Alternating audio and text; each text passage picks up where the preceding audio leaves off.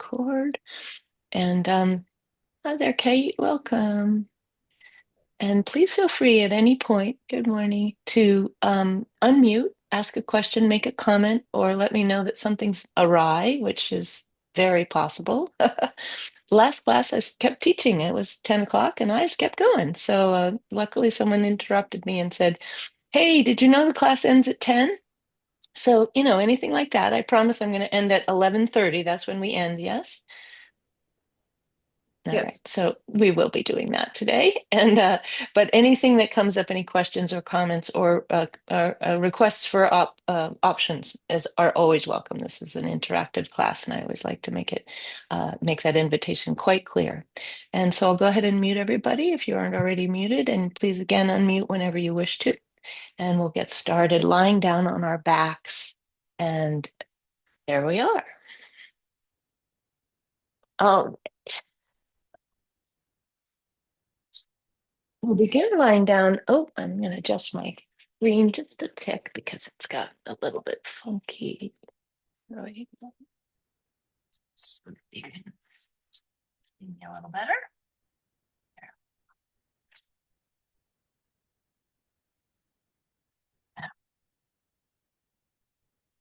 So starting lying down on our back, feet flat, knees bent. Have a bolster here. We may be using a bolster. We can always substitute a couple of blankets or a couch pillow at home if you have it.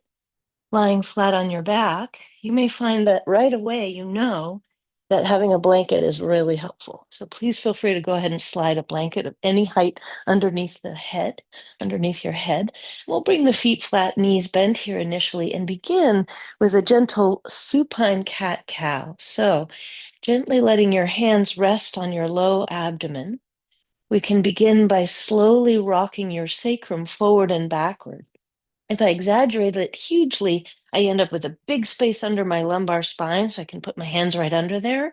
And then if I flatten, scoop the belly, I press that low back flat so there's no space. And then I gently let that rise and fall, rise and fall. So at your own space, own speed, but ideally on the slower side of things, inhale into that lumbar spine, gently arching any amount off the mat.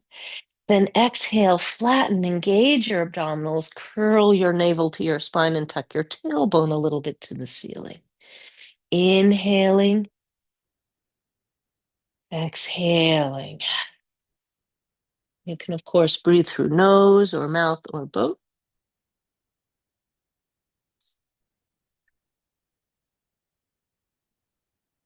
Let's do three more of these. Slow cat-cow inhale, exhaling.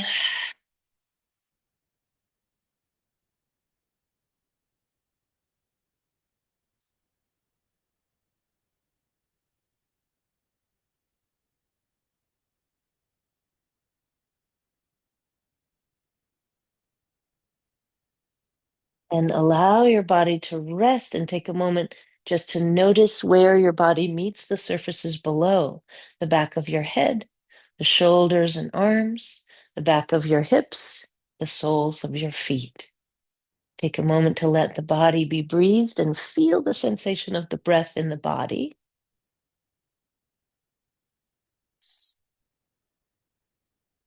Then we'll toe heel the feet out to the edges of your sticky mat so that your feet are either on the space beside your mat or just adjacent, and rock onto your heels. So your heels are the pivot point. Then press your low back gently down into the mat to flatten it any amount and let your arms come out at a comfortable angle, maybe a T shape, a cactus shape, perhaps more in a V down towards your torso. And as we slowly windshield wiper, the idea is to press your low back flat as you go through the midline. So as you go through the center, you squeeze your abdominals down and flat, and then you roll up over onto that hip any amount. And then you go the other way and do the exact same thing. Low back flat and roll. Low back flat and roll. Going from side to side.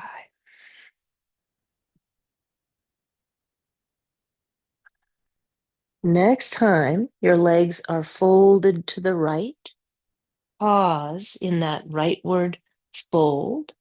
And for some, you'll stay right there and just gently reach your left arm long next to your left ear as you really exaggerate the squeeze of your left buttock bone and tuck your tailbone up towards the ceiling, way off to the right side of the room.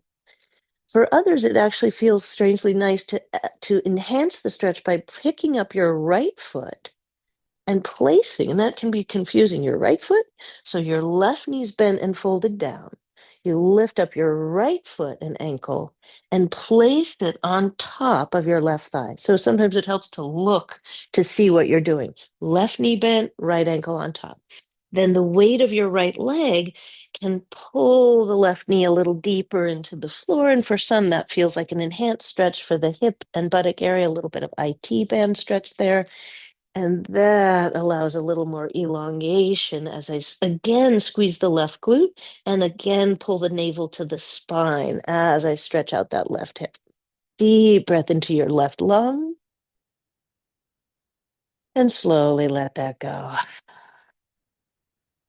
Then super gently pausing here, letting the pose work on me and you.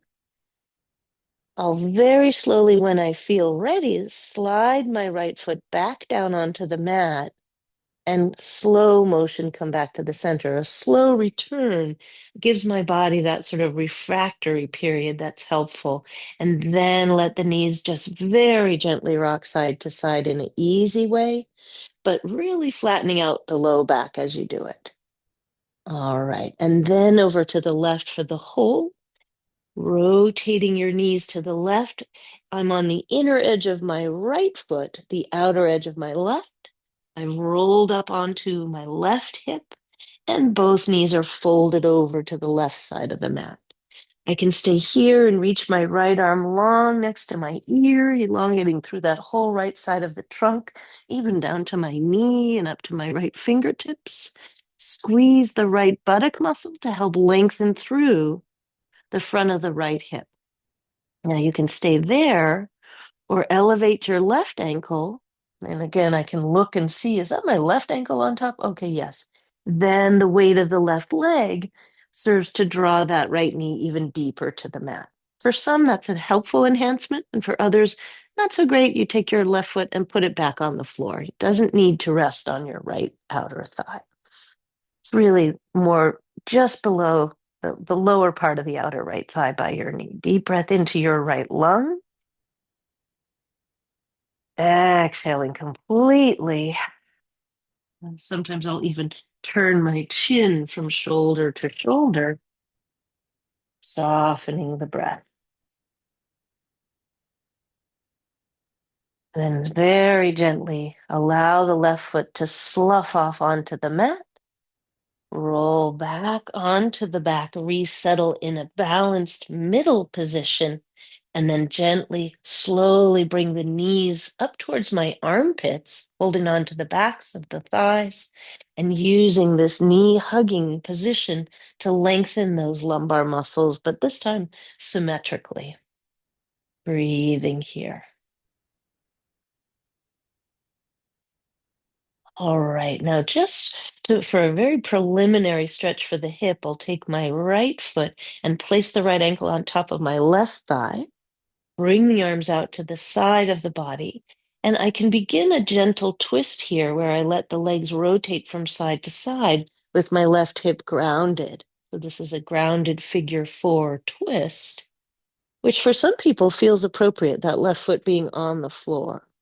If it feels like not much, you can slowly lift your left leg any amount into feeling most likely quite a stretch in your right hip and do the gentle twist in this lifted leg version of figure four. You can also, of course, hold on to, sometimes I'll grab my shin with my left hand, I'll grab that right shin as a stabilizer and breathe into the twist.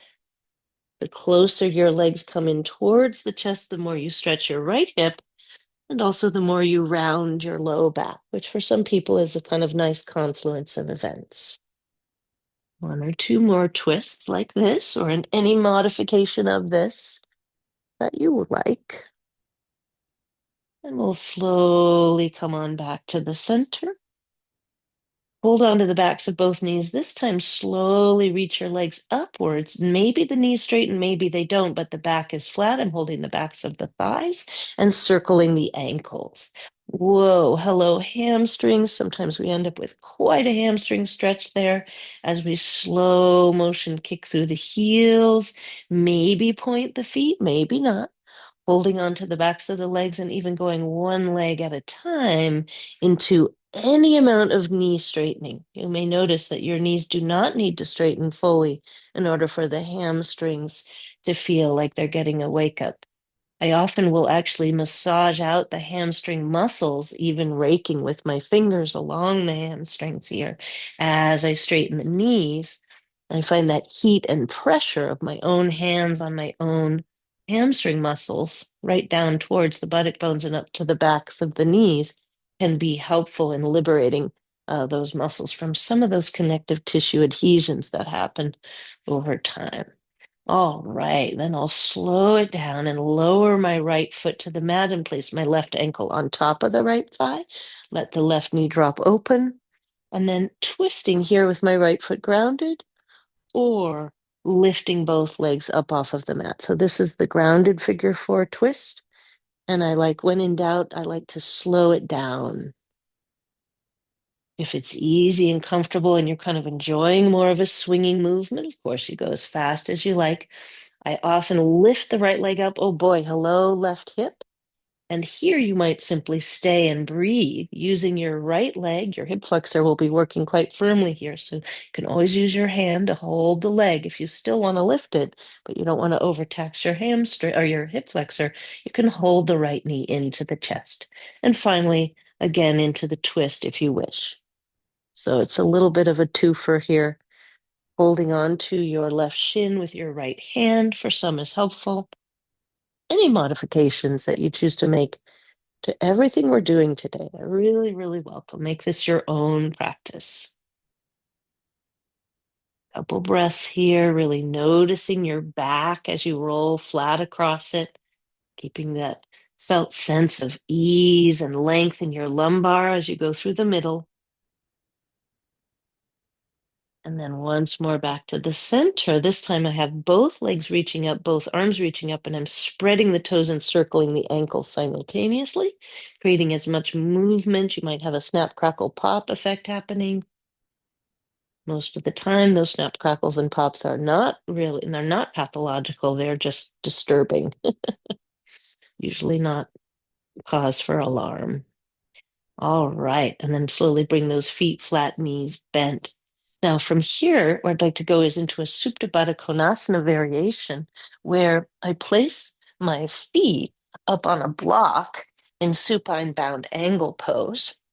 And I'll just switch sides just for laughs, but you don't need to. You can stay right where you are. I'll be placing the block flat near the foot of my mat and then taking the soles of my feet and placing them together and resting the outer edges of my feet up on the block. And then I can either scooch closer to the block or further from it, or use my feet to move the block so that the angle at my knees feels completely manageable. The other angle that I need to be conscious of is the angle at the inner thigh and inner groin. So for some, the knees might be closer, even almost knees almost hips distance, and for some the knees might be wider. If it's not comfortable for your knees to be in this externally rotated position, you can simply bring your feet flat, knees bent. You do not need to go into the bound angle position, because what I'd like to do here is invite you to try to flatten your low back in this position. So the idea is that with either with your hands on your low abdomen or just your attention or both, we rotate posteriorly into the low back. So your lumbar spine is now flat on the sticky mat. And you, as you squeeze your feet lightly together, the abdominals are engaging. Now from here, I can stay right here, even putting my hands onto the outer thighs and digging my elbows into the floor as I create a little bit of pressure downwards into my hands with my knees and thighs. My hands are pulling up. So I'm engaging the inner thigh, inner groin, and flattening my low back to engage my abdominals. Breathing and holding here, gently walking the shoulders away from the ears, lengthening the neck. It's this gentle isometric engagement of inner thigh and inner groin. I'm pushing down on my palms with my legs and up into my legs with my palms. And my biceps are definitely working. My elbows are dug into the mat so that my shoulder joint is relatively stable. And then relax. Oh, let that go. Now you can repeat that. I realize that's an interesting one. Or take your hands on top of the inner thigh and inner knee. Again, your hands can be here, so you can be pushing out or in onto your own hands or bringing the feet up onto the blocks. My arms are short, so in order for me to reach my legs with them up to the sky like this, I need my feet up on the blocks. I can push out now on the inner thigh. If you're in Baddha Konasana, pushing downward on the thigh but pushing upward with the thigh itself. So my hands are trying to push my legs down. My legs are trying to push my hands up, and I'm pressing my low back flat. So I'm in a posterior tilt, abdomen scooped down, lumbar spine flat. Breathing, squeezing the buttock muscles. It's really interesting how much my jaw muscles want to clench. I'm going to try to unclench my teeth and not do this with my molars grinding together. Breathing, taking a moment in this isometric. Arms are working, abdominals are working, pelvic organs, pelvic muscles are working, buttocks, legs, etc. And then relax completely. Whew. All right, so you can repeat either one of those. This one I actually find quite a bit more manageable. I slide my left arm inside the inside of my left shin and grab onto my shin just above my ankle. Take my right hand and slide it down and grab onto my right ankle. So now my knees have come up towards my armpits. Now, if you're doing this with your knees more vertically, you come here. You bring the knees in and hold on to the shins. Now, here, what I'll be doing is pressing my heels together, holding on as I press the heels together, lift my shoulder blades any amount, and then come back down. And now, as I do this, it's supernatural. So it is quite natural for your neck to be doing the work. So you can always take one hand and let your hand support your head. After all, your head does weigh as much as a gallon of milk. So there's a lot of weight there. Pressing your low back flat. So for some, lifting the upper body, we don't work the upper rectus abdominis muscles very much, so this can start to feel really tiring. So when it does, you keep your head grounded and simply press your low back flat, squeezing the inner heels together. And if your knees are not externally rotated, you simply squeeze your inner thighs together. If you're doing the upper body lift, you lift up like this. Yeah. Couple more of these, breathing. If lifting and lowering feels easy to you, can continue to do so. It's an interesting exercise to try to use the muscles at the low chest, upper ribs more than your neck. And the more you strengthen those abdominal muscles, the more they will do the lion's share of the lifting and the less tension we create in the neck.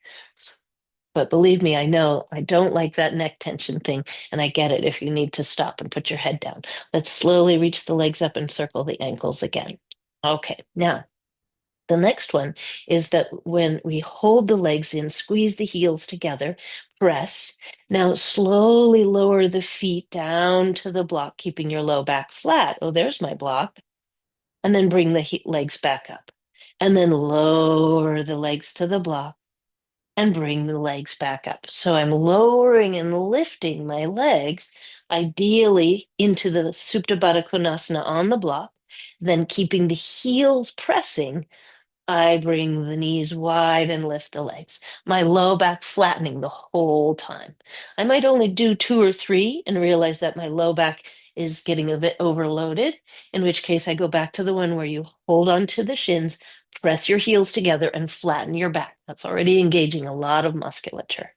One or two more if you're feeling okay with this slightly odd abdominal strengthening maneuver. It's also strengthening, engaging the inner thigh and inner groin area. Oh, and then plant your feet flat and bring your knees together and your feet wide and gently tick tock your pelvis, cat cow. your low back. Okay. Now I'll take the block away, interlace my hands around the back of the left thigh or the front of the left shin. Just depends on how your knee feels. And for many of us, that kind of knee flexion where the hands are on the shins is too much. So we hold the back of the thigh instead. Right hand on your left thigh, left arm out to the left in a T. Flex both feet and squeeze your right buttock and look down the line of your body and see that your right leg is fully extended and all five toes are spread wide. Now, as we fold the left leg across the body, any amount, we keep your left hip grounded. So we start by slowly moving your left leg left and right. Any limitations your hip joint might give you are welcome. You don't force into a range of motion that's inappropriate. But any amount you can bring your left knee to the right without lifting your hip, breathe and hold. Any amount of stretching you might feel in that left hip is welcome, as long as we're not overdoing it. Then open your left knee, engaging your left outer hip, but kick through your right heel and then fold the left knee across. Notice if you need to tilt your pelvis a little bit to flatten your back here. It's totally fine to do that. You can always bend your right knee if you need to ease up on your lumbar spine. Couple more lefts and rights with your left thigh. Then hold in the crossbody twist position and see if it feels okay to lift your left hip and roll over onto your right hip. For some, this completes the twist in a way that feels quite helpful. If you can add resistance, that would be great, where you pull on your left thigh with your right hand and at the same time, you push against your hand with your left leg. So there's a mutual pressure, a mutual push pull between your leg and your hand, which changes the felt sense of the stretch and the action in the musculature that you are stretching.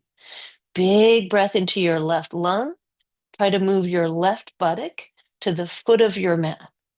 One more deep breath in here. And then slowly roll back onto your back. Lower your left foot and recenter your body slowly. Often it's these small transitions between poses where we move quickly and without really thinking too much.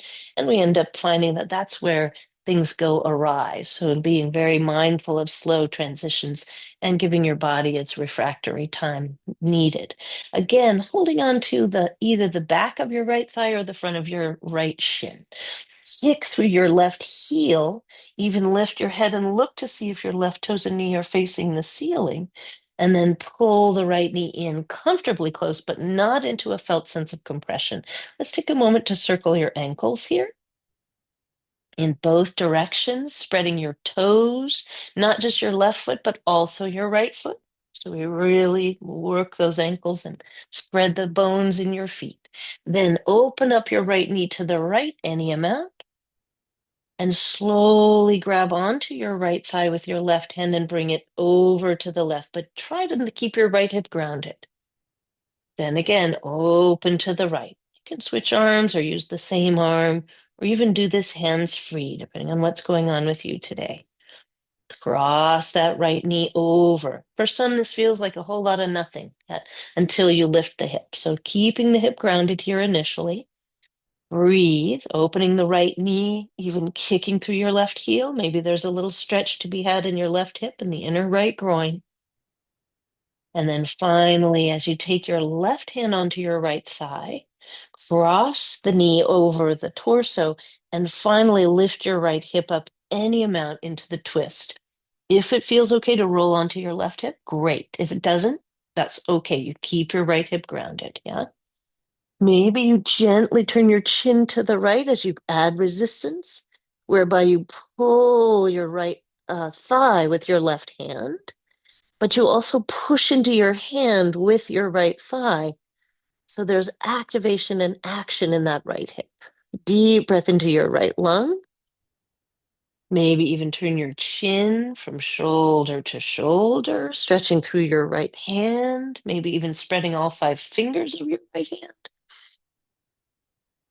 Breathe exaggeratedly And then slowly come on back to the center. Let your body melt back into the center. So it's an easy, slow transition with both knees gently hugged into the chest now, either holding your legs or no, make two separate knee circles that are symmetrical. So the knees go wide apart and into your chest and down and wide. And two more of these. Notice here how you're rocking and rolling over your pelvis. There's a rolling onto your tailbone, low back rises, rolling onto your lumbar spine, tailbone curls up. Then switch it and go the other way. That's it. A couple more of these, either holding the legs or no. Some people find it really helpful to hold on to the legs, kneecaps, for example, letting go of the hip joint. And for others, feels better to do this hands-free. All right. And now slowly place your feet flat, knees bent, and remove your blanket. Unless you find that for bridge pose, it really helps you to keep a blanket. That's completely fine. Let's take your block and take it from left to right on its widest axis. So it's from right to left, and it's very high up between your knees. Instead of being right down here between the thighs, it's way up at the knees so that you can squeeze it easily between the inner parts of your inner bony parts of your knees. Center yourself on your mat, reach down for the outer edges of your sticky mat. And if your hands allow, there's not pain or discomfort in your hands, grip the mat and use the pulling of your mat from right to left to pull your shoulder blades, tuck your shoulder blades in and under, like you're folding your wings against your back. Then lift your hips to scoop your tailbone up and flatten out your lumbar spine. Then, as you squeeze the block and pull the mat, so your knees squeeze in and your arms pull out. So your elbows are digging into the mat, pulling right to left, shoulder blades active in towards each other, low back flat. Squeeze your block. Then peel your tailbone up into your bridge, lifting your hips any amount, leading with the pubic bone. Breathing. You can always adjust your shoulders in any ways that work for you. Sometimes in bridge, I like to walk the shoulder blades in towards the spine and under, but maybe a bit early for that. Then as you roll down, flatten your back, as much of your back as you can flatten and relax. Deep breath in on the floor. Exhale. Now squeeze your buttocks, flatten your back, lead with your tailbone. Slowly lift up. Maybe even shift your head slightly backwards to create more space between those cervical vertebrae. And then vertebra by vertebra, almost a feeling of collapsing the chest to press the upper thoracic vertebrae into the mat, then lower and down you come. All right, now from here, either hold your legs to bring your knees into your chest. If your low back is talking to you today, that can be a really nice strategy. Or squeeze your glutes, flatten your back, and push with your arms to bring your knees in and up. From here, flex your feet and see if you can bring your lower legs together, feet together, and then apart in a sort of a lobster pincer maneuver. And I'll show from the front, it looks like this. My feet are not actually changing position, but because my thigh bones are rotating internally when the feet go wide and externally when they come together, I'm getting a movement and an action in my hip joints. Try to avoid this. This is me using my feet to conduct the orchestra, like Leonard Bernstein, right? So instead, the feet are as if made of wood, so that you're clacking the feet together. Yeah. So in and out. One or two more times. It's very tiring for sure. And then we take the block away and rest. Stretch the legs long this time. Now, I'll add the block back to the legs, but in between the upper thighs in its narrowest width. So I bring the block between the thighs and kick through the heels.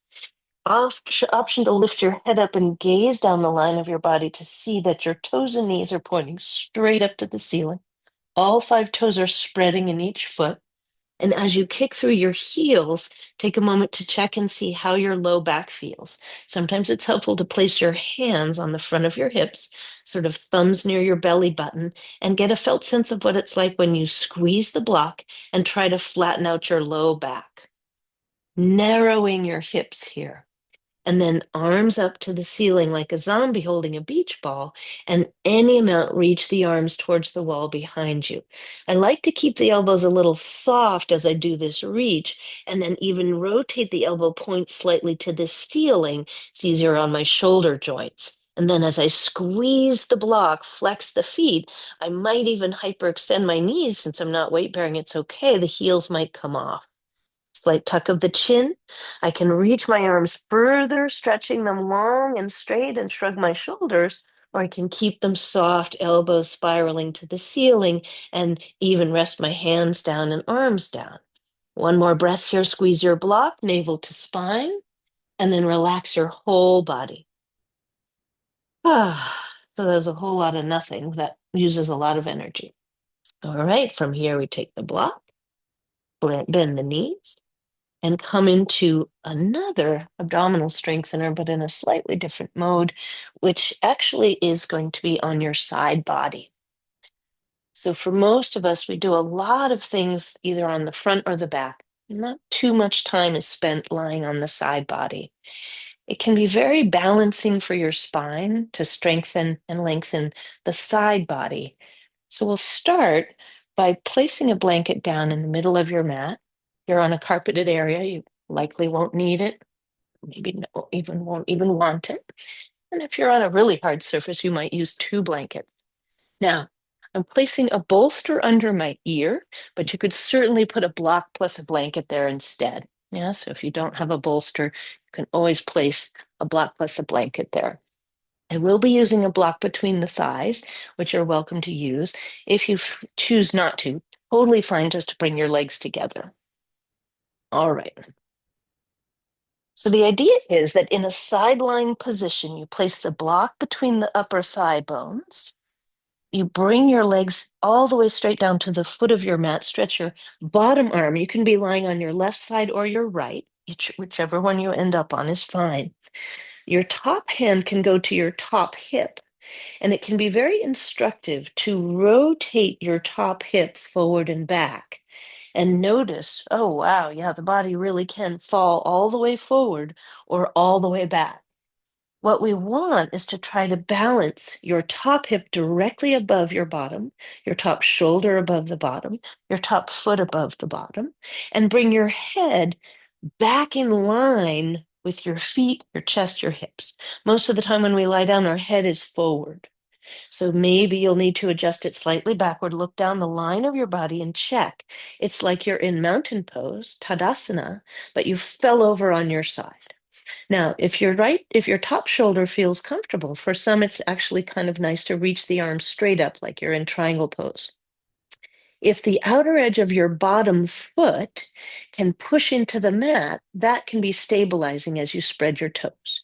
Squeeze your block and notice if you have any space under the bottom side of your waist and ribs.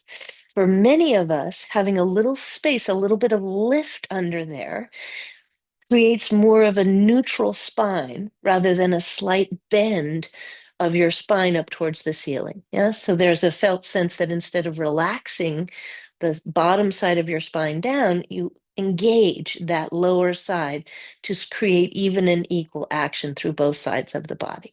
Now you can stay right here, or you can lift your bottom leg up, which brings your top leg with it. Quite tiring, even for the bottom leg hip, this work. Couple lifts and lowers at your own pace. You can always put your top arm down, doesn't need to lift. You can also push down into the floor in front of you, helping engage a little bit more of abdominal musculature, a little bit more of your upper body as well. One more time, lift and hold. Finally, you can also lift your bottom ear up, squeezing, creating more of a banana body, more of a moon shape with your torso, really engaging this top lateral aspect of your core. And then bend your knees and come down. Oh, ah. Here I am lying on my side body, knees tucked up in front. I have my head on a bolster, but behind me there's not much bolster. So I'll push the bolster backwards a little bit, scooch. So now, as I make a slow circle with my top arm, I can rotate and not fall off the bolster with my head around. Also need a little more space for my arm. Now, depending on your shoulder, your top shoulder, you might use your elbow instead of your straight arm, or you might simply use your shoulder to trace a circle on the ceiling.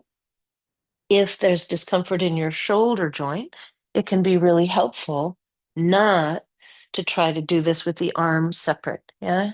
Simply rolling to the right into a gentle twist with your right shoulder, drawing that circle. The opposite extreme would be to circle with your right arm or top arm. Yeah, you might not be on the same side as I am. Couple circles, breathing into your top lung. And if staying in the twist feels appropriate, you can. Again, the top arm might be wrapped around your rib cage. You can hold onto the top leg with your bottom hand, further increase the leverage with which to twist, and any amount turn your gaze over to the wall opposite from where your knees are pointing. For some, the bolster is a bit high. You can take it away and hang out in your twist for a couple more breaths, breathing into your top lung. Maybe there's a little stretch in the top hip there. One more deep breath in. And then slowly and gently roll back onto that same side. Then all you need to do is roll over to the other side, facing away. I'll roll around this way so I can still face outward, but you don't need to do that. And we'll come back into our Supta Tadasana. Really, it's a side where the block is optional between the thigh bones. The feet are flexed, toes are spread. And it's as if you were standing in mountain pose and fell over on your side body. Once again, drawing the navel in and really noticing how much your body wants to tilt forward or backward. So as we're here, what we're looking for is an absolute straight line, head in line with shoulders, hips, and inner edges of your feet. Option for your top arm to go up, and then lifting and lowering your feet is also optional. Outer edge of my bottom foot can dig into the mat unless that causes any discomfort. And I'm really looking to focus on the abdominal muscles here on my side waist of my top side of the body, part of the side waist that's facing the ceiling. Feel that engagement there. Really quite intensely engaging. Lifting and holding if it works for you, but there's no need. There's plenty of work to be done just balancing like this without lifting the legs. If your arm is lifted, you can keep it there, and you can also lift your bottom ear, further contracting that upper side of the body. One more breath here, and then bring the knees forward. This is supposed to be relaxing here in this position of a gentle twist. You can grab onto your top thigh with your bottom arm. And again, this is the circle that I make organically. Let the breath lead the movement. Maybe it's just my left shoulder. I'm doing a glorified shoulder roll here. The shoulder rolls forward and up towards my ear, and then I rotate open to the wall behind me. Or I use the elbow, making a circle on the ceiling, or even a straight arm.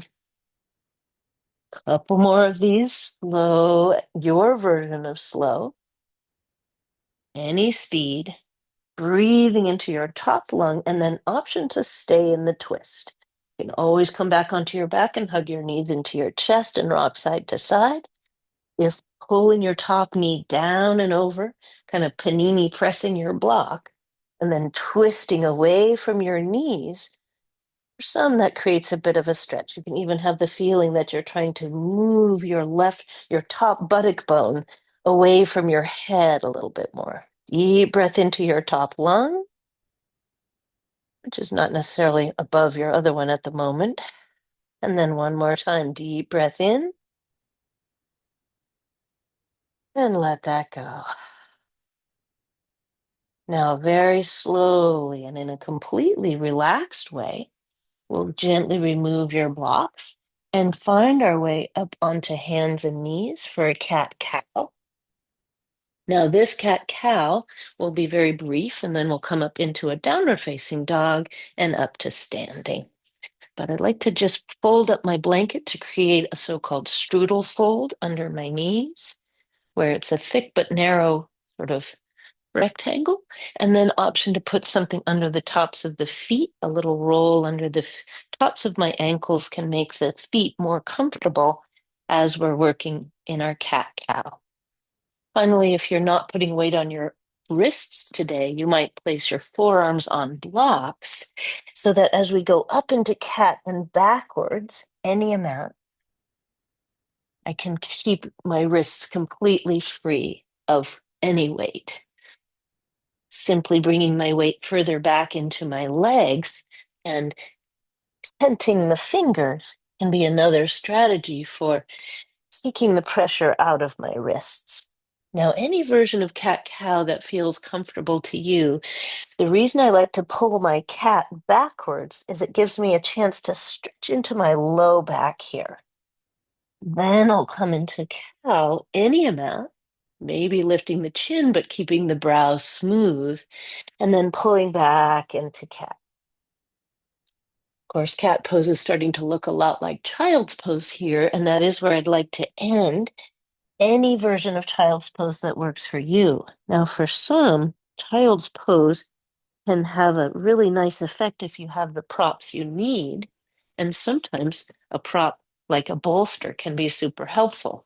So, for example, I might place the bolster under the chest and turn the head to the side.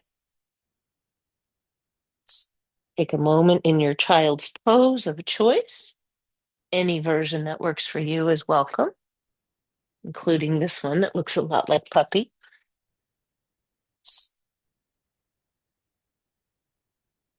And we'll meet in downward facing dog. So please feel free if you normally have other strategies for downward dog, including a chair or a wall, to give yourself the chance to use those props so you don't have the weight on your hands and shoulders. That's inappropriate.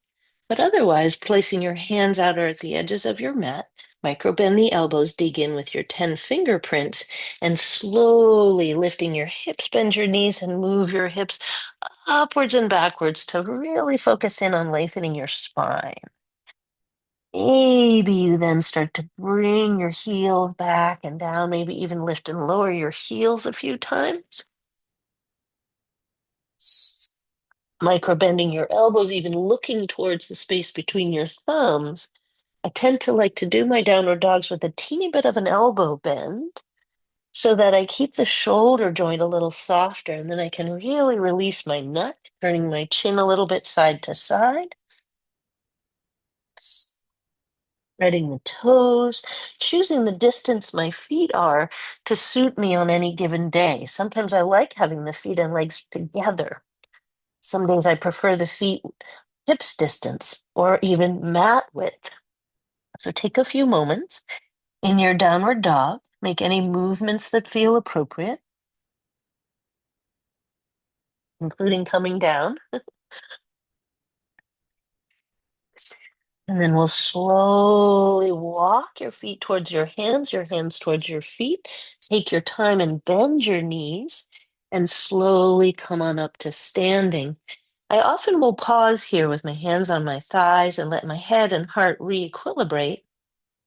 Then I'll continue up towards Tadasana Mountain Pose.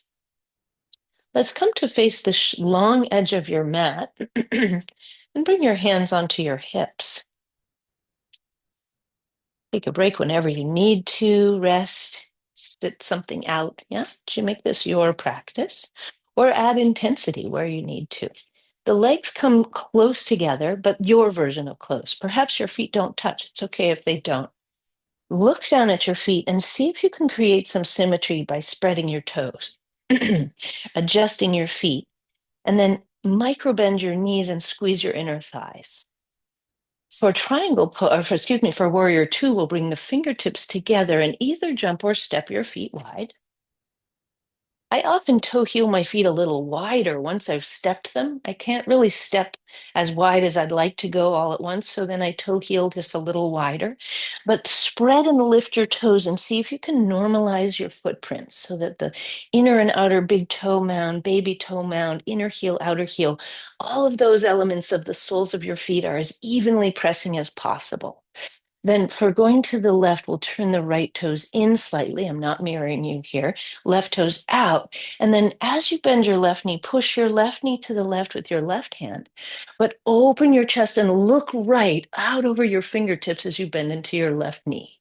Then slowly lift your left arm up and sink a little deeper. Breathing as you draw your shoulder blades together, gaze over your left arm and then gaze over your right and see. Oftentimes the right arm drops down. Yeah, we're not aware of it, but oh, we want it up. And then sink into your left heel. Now press into your left heel for an extended side angle. Utthita Parsvakonasana, reach out over your left leg and then cut your elbow to your thigh and lift right up to the ceiling. Big tall reach and turn your right palm to face the wall that the crown of your head is going towards. And then lengthen that right arm any amount over your ear, spiraling your pinky downward. Breathing. You can even look into your arm or look down, but notice if you're slumping into your left shoulder. See if you can push that upper arm bone into the socket. If you wish, you can even slide your left arm down the inseam of your left thigh. Big long body reach. Slowly return to warrior two and straighten your left leg almost all the way, but not quite. For Trikonasana, reach out over your left leg, get long through the spine, micro bend your left knee, but not frankly bending it, and then lower your left arm, but reach your right arm as high as it can go. Reach, reach, reach, reach, reach. So this triangle pose is more about how high you're lifting than how low you're reaching. Then if you wish to deepen your hip crease, you can fold a little deeper by moving your left buttock bone to the right. So it's your hips that help your torso tilt, not your upper body bending. Breathe into your triangle pose. I find looking up a little bit hard on my neck sometimes, so I'll look down and then up, even dropping the top arm behind you and looking all the way to the left to take this into that upper right pectoral. Squeeze your right buttock, tuck your tailbone forward and downward. Bring your belly button back into your spine to lengthen your right lumbar and open your chest to the right. Not everyone's right shoulder will feel comfortable with this right arm back, in which case you can always put your arm down and keep it vertical. And now rebend your left knee and use your left leg to help you back to warrior two. Open your chest, look right, and straighten out both legs. Roll the shoulders as you toe heel, your left leg in, your right leg in, and out you come. All right. And pose on the other side. We'll do a little balance and then we'll lie back down. Hallelujah. Hands on your hips. Oh no, let's see. We have a little more time than that. That's good. All right. Now, pause. Check for symmetry. Microbend your knees. Squeeze your inner thighs, lift your pelvic floor. Then again, fingertips together and step. All right. Now, left toes in, right toes out, Virabhadrasana 2, warrior 2. As you bend your left knee, push your right knee, bend your right knee, push your right knee towards your right baby toe. Then stand up really tall and lengthen that left arm even further out to the left. Press into your right heel, gaze left. Then drop your shoulder blades down as you bring your right arm up. Slow turn of your chin all the way left. Slow turn of your chin all the way right. Press into your right heel. Open your chest. Breathe. Inhale. Reach out over your right leg for extended side angle. Get long, long, long, long, long. Pull your right hip underneath you, cut your right elbow to your thigh, and turn your left palm slowly to face towards the direction your head is going, but reach first straight up. So let your left arm reaching up pull you up out of your hips. Then take the left arm any amount over your ear. You want more intensity, you can stretch out through your right arm and push your right knee to the right as you slide down the inseam of your right leg. I even grab my own ankle here. Breathing, lifting, lengthening. Squeeze your left glute Tuck your tailbone forward, pull your belly in and up. Big long body breath. Slow return to warrior two. Straighten your right leg. Micro bend your right knee. Reach out over for Trikonasana. Deepen your right hip crease. You can even put the webbing of right thumb and index into where your hip meets your groin, hip meets your torso. Push the hip crease deep. That's what brings your upper body over. Left arm lifts you up out of your pose. Let the left arm pull you up out of your joints. Gazing down. Squeeze your left buttock. Draw your navel in. Deepening your right hip crease is what brings you into Trikonasana. Perhaps you're more lifted today. Great, no problem. Open the chest. Roll your shoulder blades towards each other. Broaden your collarbone. One more deep breath here. Exhale, bend your right knee back to warrior two. And straighten both legs. Turn your toes in. Toe heel, toe heel, toe heel. Very slowly come back to Tadasana.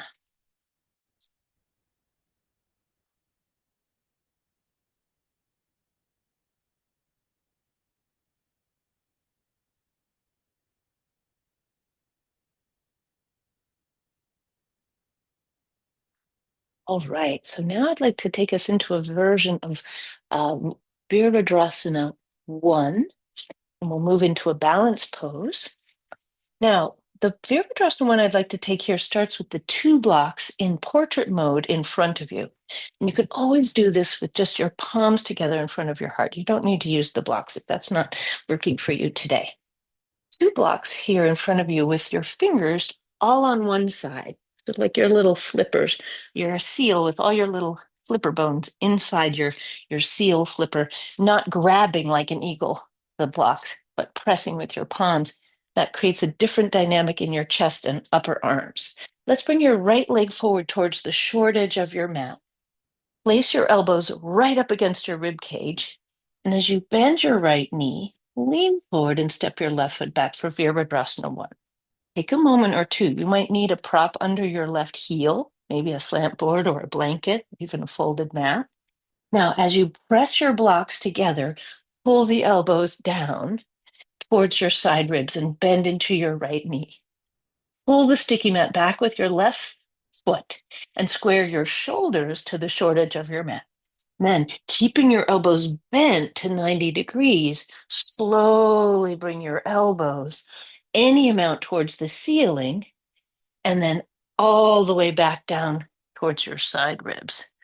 Breathing. And of course, the shoulder joint will dictate the range of motion here. Your arms might not go super far in each direction. That's okay. Squeezing your block, pressing your navel to your spine. Now, for some, holding the arms in this elbows bent all the way back position feels better. And for others, down here, right? So, or straight in front. Choose the one that works for you. And then finally, see if straightening the arms is an option. One more deep breath. Press into your Virabhadrasana 1. Slightly tuck your chin.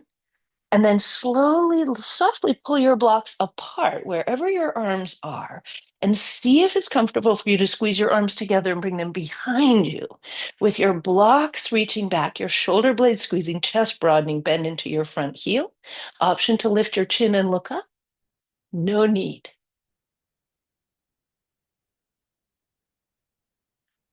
Slowly come back out, straightening your right leg. Toe heel, toe heel, toe heel. Shake out. All right, very good. Second side, warrior 1. Same thing as before, and always the same options with props that maybe you don't use them or maybe use them differently. Left leg forward, right leg back. So the left toes, if you peek under your blocks, all 5 toes are pointing directly straight to the short edge of your mat, and your left knee is directly over your ankle. Right toes are externally rotated. Now square your shoulders to the short edge of your mat. Press into your left heel, bend your left knee, squeeze your blocks. Then navel to spine, any amount of elbow movement where you pull your shoulder blades down the back the whole time, keeping your shoulders unshrugging, and then move the shoulder joint within a range of motion that works for you. It might be here, might be just like this. No need and no desire to force the range of motion. Breathing, holding at a point that works for you, and then option to straighten out the elbow, maybe a little bit, maybe completely, not forcing. Sink into the heel of your left leg.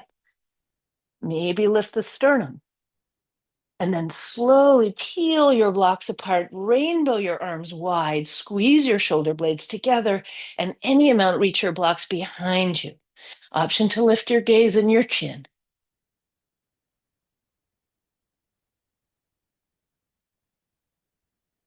Slowly straighten out your legs, gently step forward, and out you come. Oof.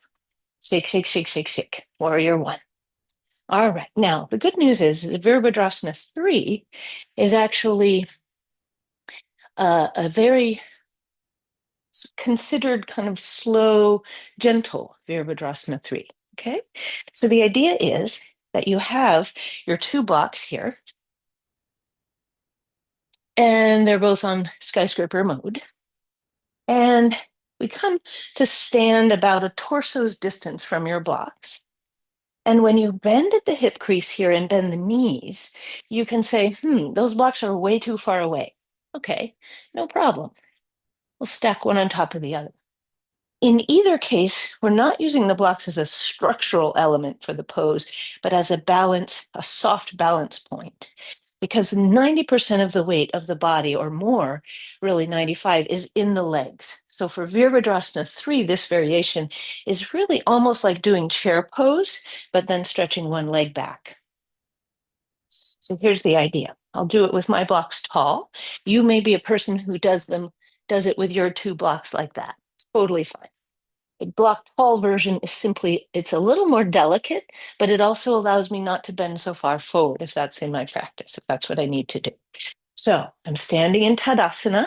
Blocks are at least 18 inches or so in front of me. Squeeze the glutes, navel to spine. I seesaw forward, pulling the outer hip creases back. Navel in and up, chest lifted, chin tucked. Then, very light touch on my blocks. I bring just my left leg back. So I'll try not to shift to the right hugely as I bring my left leg back. And now I'm balancing with just my toes on the floor and my right heel heavily grounded. My toes are a little bit light and my fingers are light on the block. Then kick through the heel and lift the left leg. I can always take my right thumb to the hip crease. So I'm actually pulling my right hip crease out and back like this with my right hand as I lift my left leg up and then put it back down. You can always use a wall or a chair or another stabilizer. The idea is that you lift your left leg. That's what brings your upper body forward. Lift and lower. And then if it feels okay to lift and hold, kick through the heel, squeeze your left glute, long spine. And you can even bring your arms behind you if you prefer.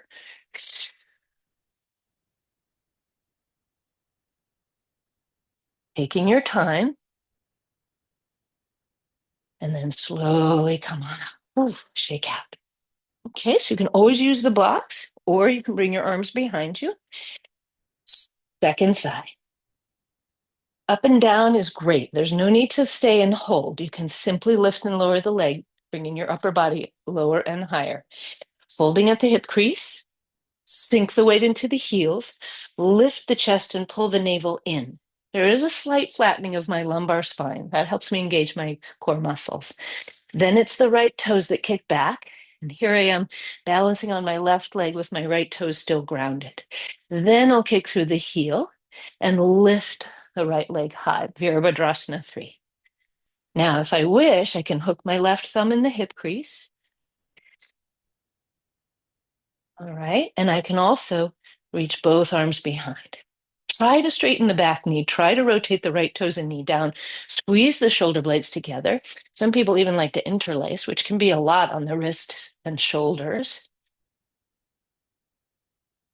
The more your right leg lifts, the more the upper body might descend.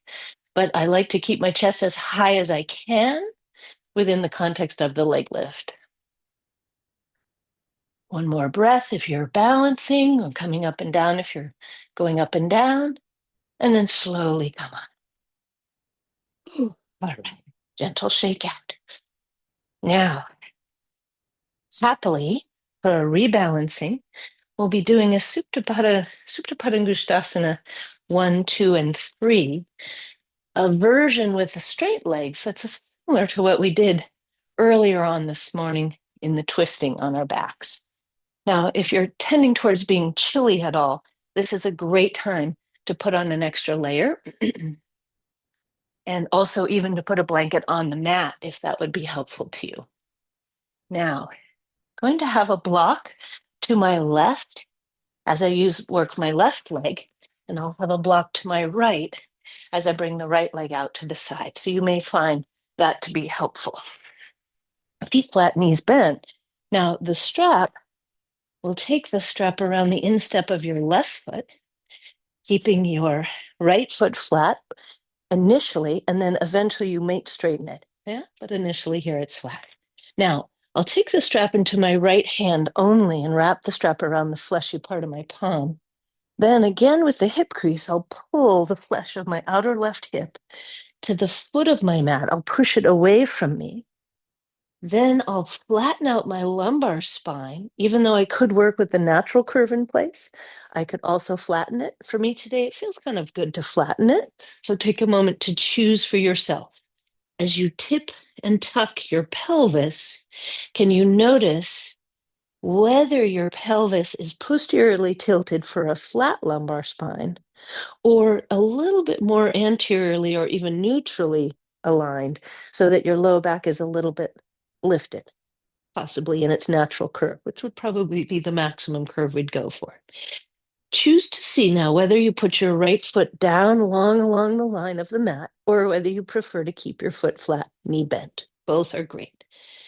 As you bend your right elbow out to the right to keep your chest broad, pull the strap to the right, but check that your left foot does not move to the right. So we're creating a resistance whereby we're pulling your foot to the right, but pushing your foot against your strap in opposition so it doesn't go to the right, but stays in line with your hip as you draw that left leg any amount towards your chest, kicking through the right heel. Some people like to lift their upper torso and even bring their head to their shin, though that's kind of ridiculous in other people's minds and bodies. And I totally get that. Yeah, so for some, it's nice, and for others, no, thank you. Take a moment to breathe into the lengthening of your left leg and know that if your left knee is not straight, you may be getting a lovely hamstring stretch and your left knee does not need to straighten. The other benefit here can be to bending and straightening your knee. If you feel like it's very shaky, very wobbly, and you're really shaking a lot, I like to actually purposefully bend and straighten the knee. And that feels like it can sort of calm down my nervous system a little bit and harness that movement for in a more balancing way. Yeah. So take a moment here in your Supta Padangusthasana. Take the strap now in your left hand, wrap the strap around the fleshy part of your left hand. Here is where, again, you might bend your right knee. I tend to like to bend the right knee and do a half Baddha Konasana. So I bend my right knee and then open my right knee to the right in a half bound angle. That helps me balance as I bring my left leg out to the left in Supta Padangusthasana 2. Sometimes I'll even reach for my right foot, grab my right ankle from the inside, and use my right arm to anchor my right leg, lifted and opened up. So this is an opened up Baddha Konasana on my right leg with a straightish or straight leg Supta Padangusthasana 2 on my left leg. My left elbow is on the mat, or I could use this block under my left leg. Sometimes that can be really helpful so that the pelvis stays even and equal on the floor. For some, especially if you're dealing with any kind of back stuff that's uncomfortable, even an equal low back can be really helpful here. Take a breath or two.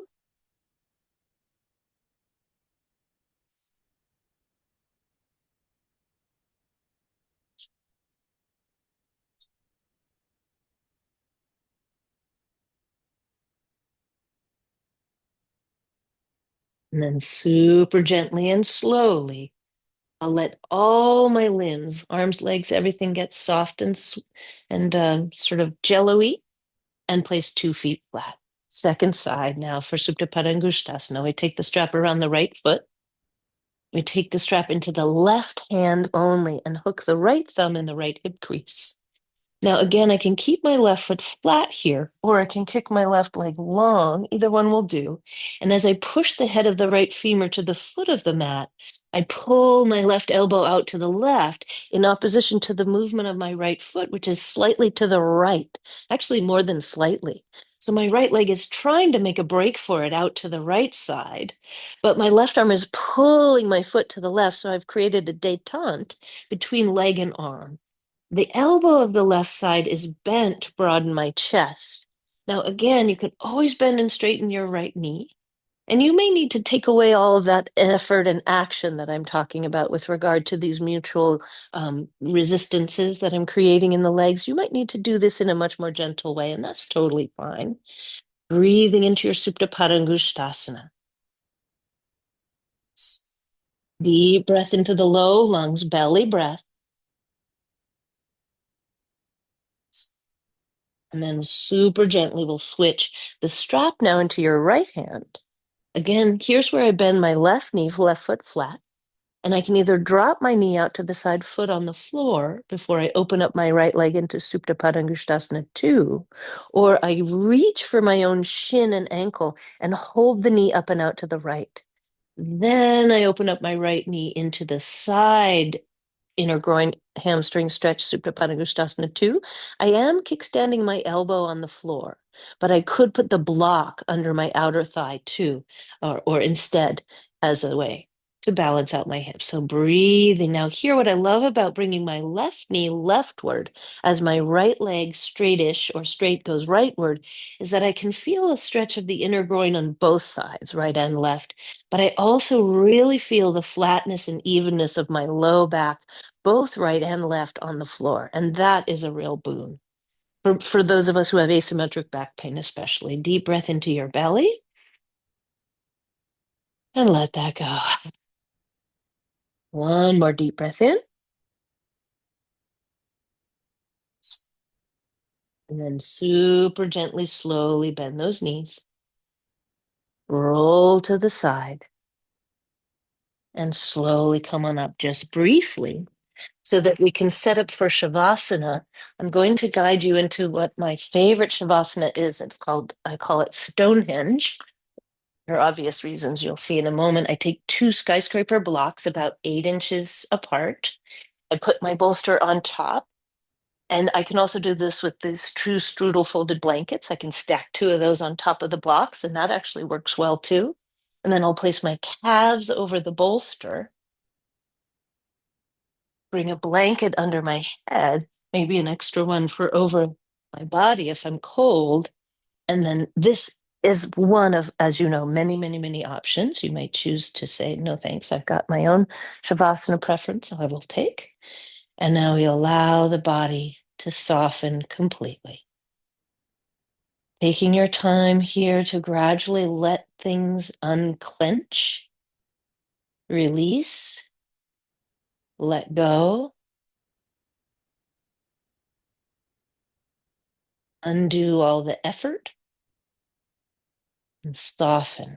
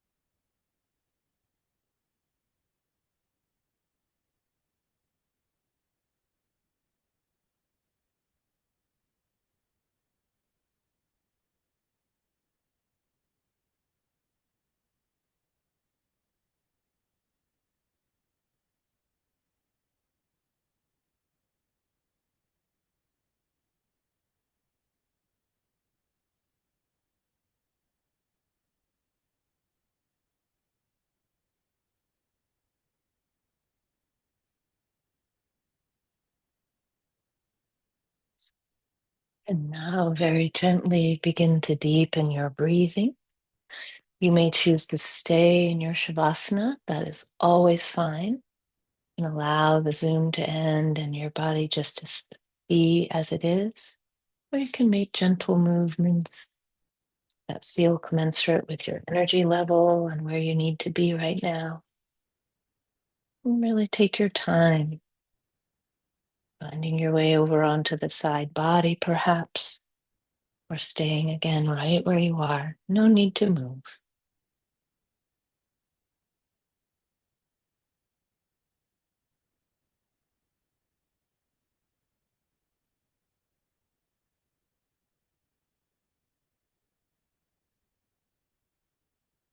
Thank you so much. I hope you all have a beautiful weekend. I think it's still snowing out there. So if I haven't met you before, it's very nice to meet you. And please feel free to unmute if you have a question or would like to register a complaint. It was more difficult for me than some of the other classes I've done lately, but it was a good difficult. So thank you. You're welcome, Andrea. Good, good. Thank you. Fabulous. I'm sorry, I didn't hear you, Susan. It was fabulous. Oh, good, good, good. Just what I Excellent. needed. Thank you. Wonderful. My pleasure. You're so welcome. Great to see you, Definitely everybody. feel warmed Thank up, you, Anne. warmed up and ready. Good. And Wonderful. will you send us the link? Can you, because the stretches are just right on. Yeah, yeah. Absolutely. I'll put my email in the chat if you'd like. I'll write it down right now. It's very simple. It's my name, Ann L. Curtis at gmail.com. Oh, And you great. can just send me an email and I can send you the recording. Yep, no problem. I'm sending that to you right now. There it goes. Yeah, and I'll